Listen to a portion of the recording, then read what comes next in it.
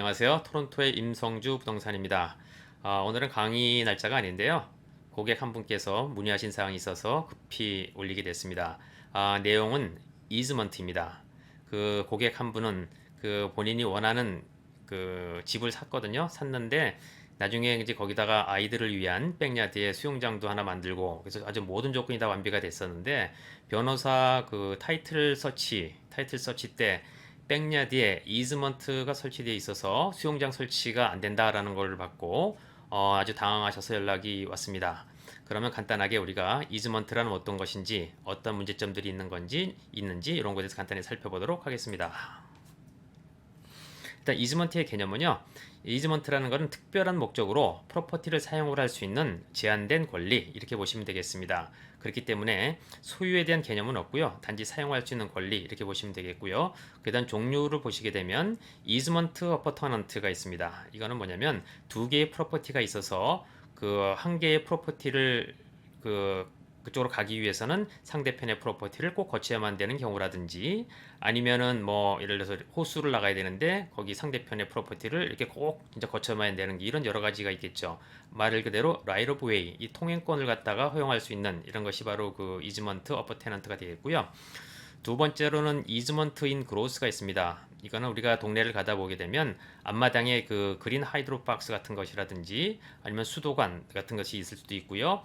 그렇지 않으면 하이드로, 뭐 라저스 케이블 라인, 뭐 이런 유틸리티 컴퍼니에 대한 그 구조물들이 있는데요. 이런 것들을 이용을 할 수 있는 권리 이런 것이 바로 이즈먼트 인 그로스가 되겠습니다. 그러면 이 이즈먼트는 어떻게 성립이 되는지 살펴보시게 되면 첫 번째 익스프레스 그랜트가 있습니다. 말 그대로 랜로드가 허용이 돼서 정식으로 랜드 레지스트리 오피스에 등록이 되어 있는 경우가 되겠습니다. 두 번째는 임플라이언트 그랜트 이거는 뭐냐면 정식으로 등록은 안 돼 있지만 예를 들어서 다닥다닥 붙어 있는 집에 본인의 그 가라지를 가기 위해서 상대편의 드라이브웨이를 거치는 경우라든지 아니면은 뭐 넓은 땅을 분할을 해서 땅의 어떤 효용을 높이고 이용을 하기 위한 그 이즈먼트가 있는데요. 말 그대로 등록은 안 돼 있지만 그 묵시적으로 허용된 임플라이언트 그랜트가 있습니다. 세 번째로는 이즈먼트와 관련이 있지만 정확히 이즈먼트라고는 할 수 없는 프리스크립티브 그랜트가 있는데요. 이거는 우리가 그 애드버스 포제션이라고 하죠. 말 그대로 반소유권 이렇게 나타낼 수 있는데 그 고유적으로 불법적이긴 하지만 상대편의 프로퍼티를 갖다가 점유를 해서 굉장히 오랜 시간 뭐 20년 흐른 후에 정식으로 소유권 인정을 받게 되는 그런 것이 그 바로 프리스크립티브 그랜트라고 할 수 있겠습니다. 그럼 이 그림으로 우리가 간단하게 다시 한번 이해를 하실 수가 있겠는데요. 첫 번째, 이 프로퍼티는 혜택을 주는 프로퍼티죠. 다음에 이 두 번째 프로퍼티는 그 혜택을 받는 그 프로퍼티인데요. 이 혜택을 주는 쪽을 서비언트 테너먼트, 혜택을 받는 쪽을 도미넌트 테너먼트라고 부릅니다. 예를 들어서 이 프로퍼티의 주인은 이 메인 도로로 나가기 위해서는 꼭 그 상대편의 이 땅을 갖다가 거쳐서 가야 되기 때문에 이런 경우를 아까 설명드렸던 대로 어퍼 테넌트 이즈먼트라고 합니다. 두 번째는 이런 하이드로 컴퍼니나 이런 케이블 컴퍼니들이 이용을 할 수 있는 그 이즈먼트인데요. 그걸 바로 우리가 이즈먼트 인 그로스라고 합니다. 이해가 되시죠? 자, 그러면 이 이즈먼트는 보통 변호사의 타이틀 서치 때 다 나옵니다. 그렇지만 이런 시골 같은 데를 보시게 되면 가끔가다는 unregistered 이즈먼트가 있기 때문에 여기에 대해서는 우리가 잘 살펴보실 필요가 있습니다.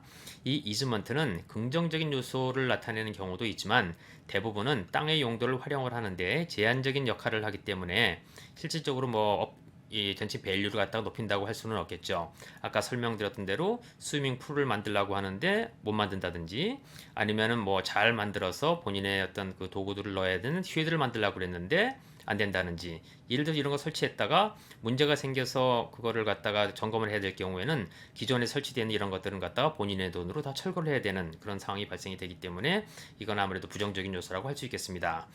그러면 이 이즈먼트 해제는 어떻게 되느냐? 보통 세 가지 쉽지는 않습니다. 그렇지만 세 가지 경우 해당되는데요. 첫 번째는 멀지입니다. 혜택을 받는 도미넌트 테너먼트나 서비언 혜택을 주는 서비언트 테너먼트가 같은 주인이 된 경우 이럴 때는 굳이 뭐 이즈먼트가 필요 없겠죠. 그걸 첫 번째가 멀지고요. 두 번째는 혜택을 받는 도미넌트 테너먼트가 더 이상 필요 없습니다. 라고 해제를 요청하는 경우 경우가 되겠습니다. 세 번째는 cessational purpose인데요. 이거는 그 디벨로퍼가 어떤 개발을 하기 위해서 기존에 지어진 프로퍼티의 통행을 갖다 허가해달라고 일정 기간 허가해달라고 하는 경우가 있는데 더 이상 이제 필요가 없을 경우 이럴 때는 아무래도 해제가 되겠죠. 또 마지막으로 이 adverse possession 그 반소유권 뭐 이렇게 그 트랜슬레이션 할 수도 있겠는데요. 이거에 대한 전제는 open and notorious possession, actual and hostile possession. 그러니까 노골적으로 그거를 갖다가 본인이 알던 모르든 간에 상대편의 그 소유권을 갖다가 소유한 거를 침범을 하는 경우, 뭐 자기가 그 편지로 해서 사용을 하겠다라는 게 아니고요. 경우가 발생되는 경우만 해당이 되겠습니다. 그렇지만 이 경우에도 이거를 처음부터 불법 점유를 알고 있었는지 모르는지는 중요한 요소가 되지는 않습니다. 이상으로 간단하게 이즈먼트에 대해서 설명을 드렸습니다. 그 이즈먼트는 재산상의 권한에 있어 세상상의 그 효능에 있어서 굉장히 커다란 영향을 미치는 요소라고 할 수 있겠습니다. 그 타이틀 설치 때 나타내서 변호사님하고 충분히 상의를 해서 어떻게 처리할 것인지 이걸 심사숙고해서 처리를 하시기 바랍니다. 기타 토론토 주택 및 비즈니스 매매 관해서 궁금하신 사항이 있으시면 임성주 부동산 416-562-4100번으로 문의해 주시기 바랍니다. 감사합니다.